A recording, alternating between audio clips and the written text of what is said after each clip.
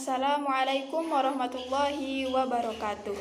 Perkenalkan, nama saya Dewi Rahmawati, NIM 2001061151. Pada kesempatan kali ini, saya akan mempresentasikan mata kuliah English for Children dari materi pertama hingga materi kelima. Langsung saja untuk materi yang pertama ialah The Young Language Learner.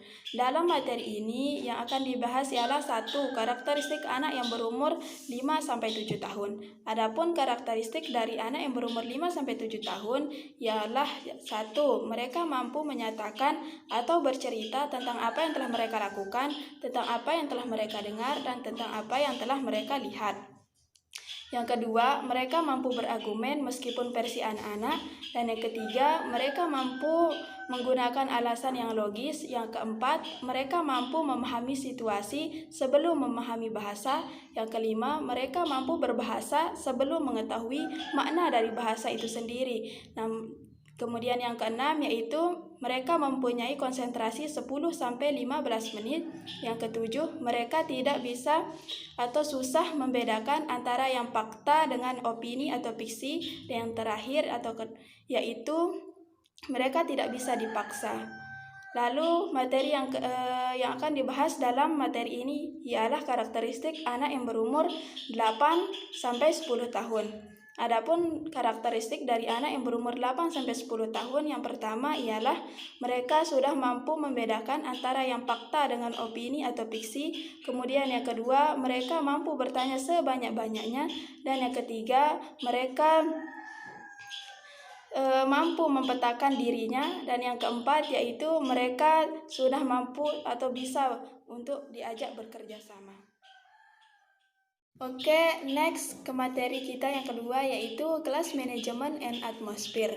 Dalam materi yang kedua ini yang dibahas ialah bagaimana sih guru yang ideal itu? Guru yang ideal itu ialah 1. Memiliki sense humor, berwawasan luas, bisa menyesuaikan diri dan sabar tentunya. Yang kedua, mampu berekspresi, mampu berakting, dan mampu menggambar. Dan yang ketiga, tidak membeda-bedakan siswanya antara siswa yang satu dengan siswa yang lainnya. Kemudian yang keempat, mampu membuat siswanya merasa nyaman saat belajar. Lalu apa saja yang harus ada di dalam kelas? Adapun sesuatu yang harus di dalam kelas diantaranya 1. Kalender, yang kedua poster, yang ketiga gambar atau karya siswa dalam menggambar, yang keempat yaitu gambar hewan, gambar tumbuhan, angka-angka, dan huruf alfabet lainnya.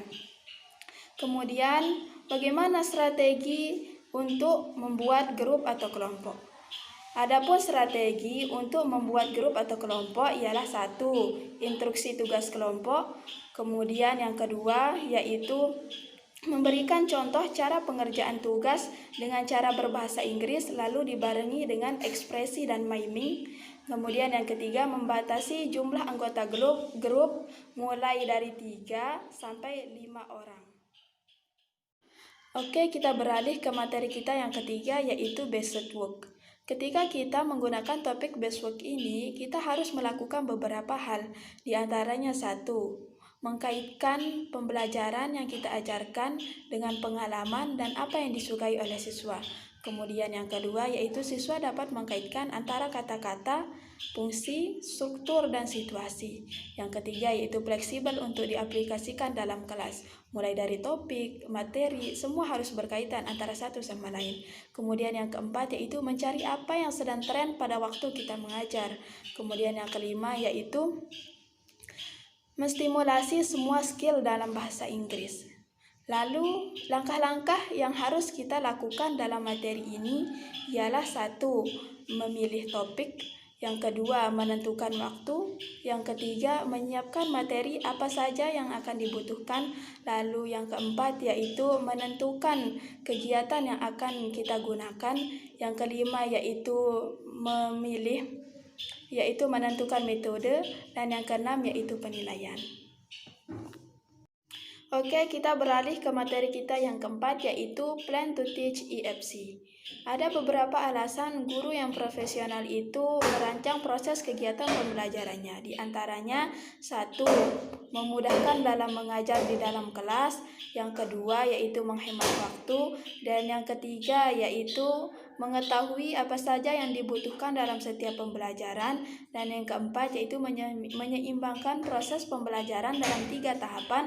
Dan yang kelima, yaitu memberikan penjagaan ketika menghadapi seorang siswa yang memiliki kecerdasan luar biasa. Adapun beberapa kendala yang biasa kita temui dalam proses pembelajaran. Di antaranya satu, yaitu gangguan dari luar, yang kedua gangguan dari dalam, yang ketiga kelas tidak terkontrol, yang keempat aktivitas yang kita rancang ternyata melebihi waktu yang sudah kita rencanakan, dan yang kelima yaitu aktivitas yang kita rencanakan ternyata memakan sedikit waktu sehingga masih banyak waktu yang tersisa. Dan yang keenam yaitu proses pembelajaran kita ternyata tidak berjalan dengan baik atau tidak sesuai dengan ekspektasi. Dan yang ketujuh yaitu proses pembelajaran yang kita rancang ternyata terlalu sulit untuk dipahami oleh siswa. Oke, kita beralih ke materi kita yang kelima atau materi yang terakhir, yaitu Using Media in Teaching EFC. Media pembelajaran dibagi menjadi 3, yaitu media yang bisa dilakukan bersama-sama seperti kalender, mainan kartu, boneka, dan sebagainya. Dan yang kedua yaitu media yang bisa dibeli seperti bacaan, peta, mainan, dan sebagainya. Dan yang ketiga yaitu media yang tinggal dikumpulkan dan dimanfaatkan seperti karton yogurt, gulungan kapas, dan berbagai macam pita. Mungkin cukup sekian materi yang bisa saya presentasikan. Sekian dan terima kasih. Assalamualaikum warahmatullahi wabarakatuh.